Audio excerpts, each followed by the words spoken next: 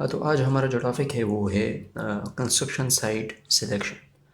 कि हमारे पास जो कंस्ट्रक्शन साइट होते हैं उसको हम सेलेक्ट कैसे करते हैं। ये वाला जो टॉपिक है इसके बारे में कम्पिटिटिव एग्ज़ाम्स में और इवन इंटरव्यूज़ में भी पूछा जाता है कि कंस्ट्रक्शन साइट को सेलेक्ट करने के लिए हमारे पास कौन से पॉइंट्स को लाजमी देखना है। तो वो 5 पॉइंट्स आज हम पढ़ने जा रहे हैं।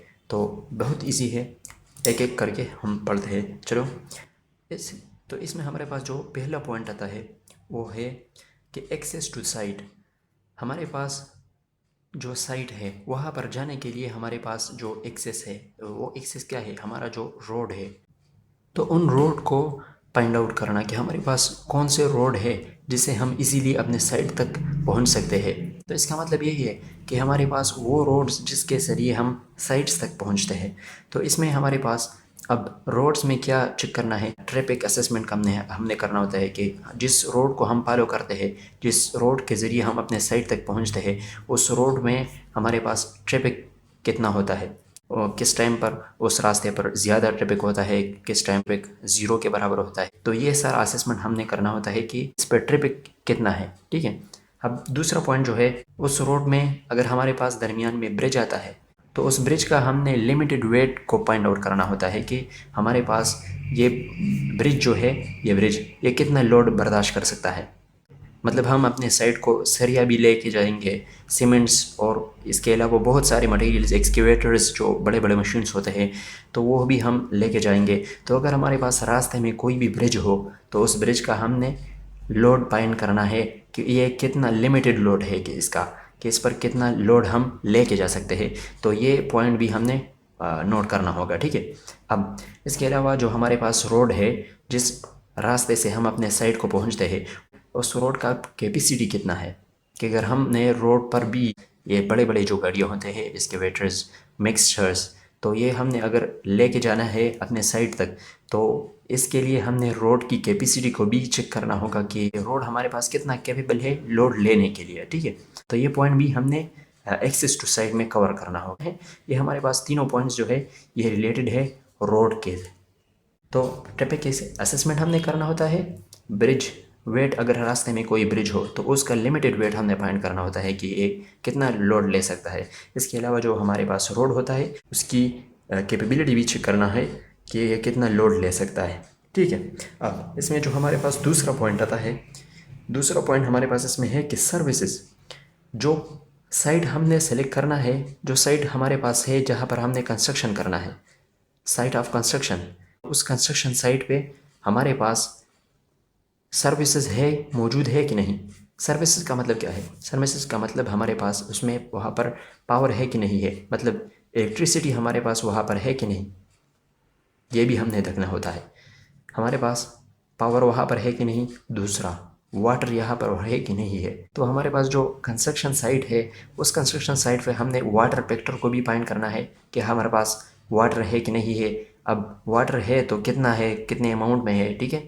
ये हमने सब कुछ जानना होता है। सही है। इसके अलावा हमने रेट ऑफ पेमेंट्स, मतलब रेट ऑफ पेमेंट्स यही है कि हमारे पास जो पावर है, पावर इलेक्ट्रिसिटी भी हम यूज़ करेंगे और इसके अलावा वाटर भी हम यूज़ करेंगे।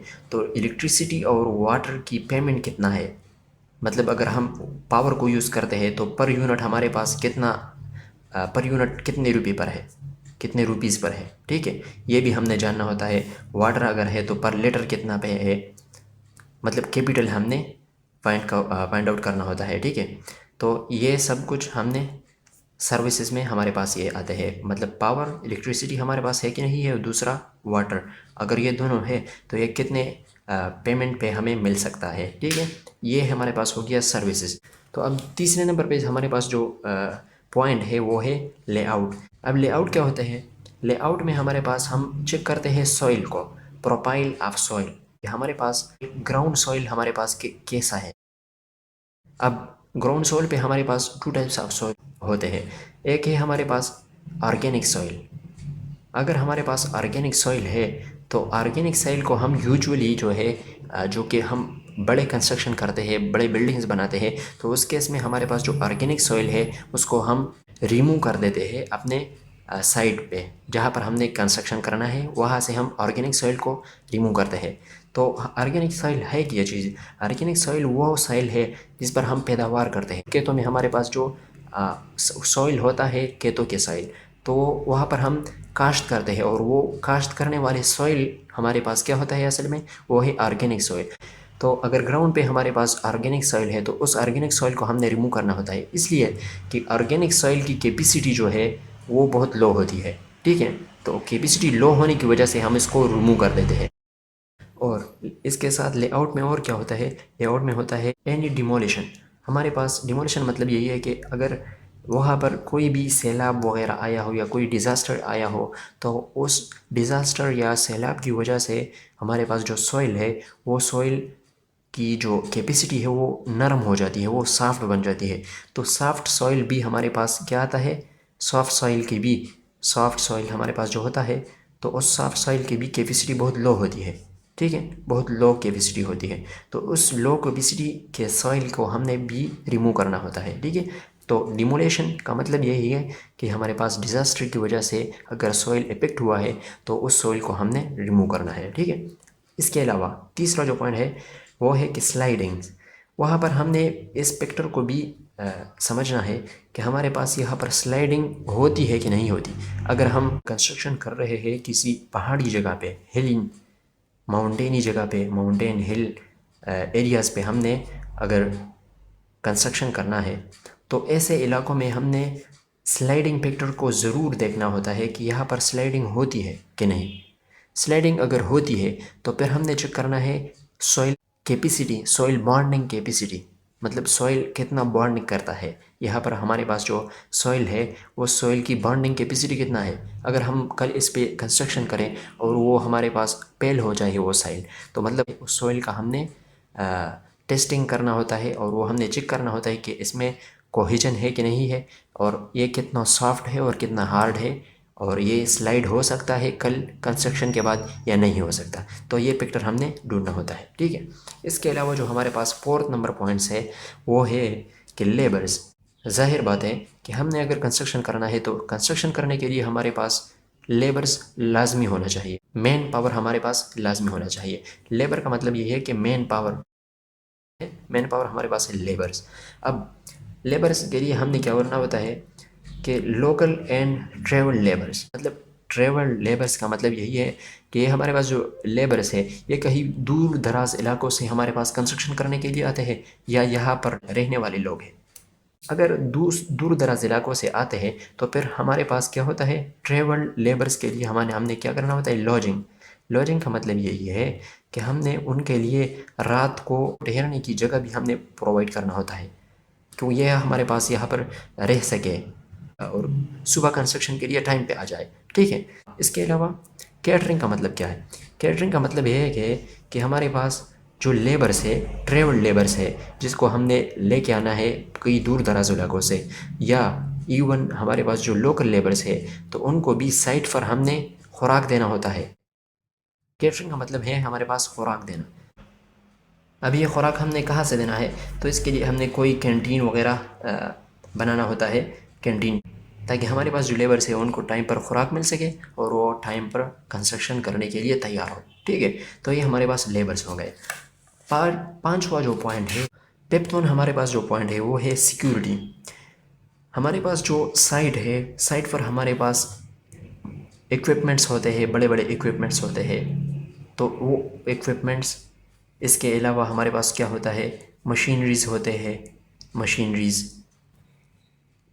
ठीक है, इसके अलावा क्या होता है, सीमेंट्स मटेरियल हमारे पास जो होता है, सीमेंट, स्टील, और इसके अलावा बहुत सारी चीज़ें, concretes, aggregates, concrete aggregates, aggregates.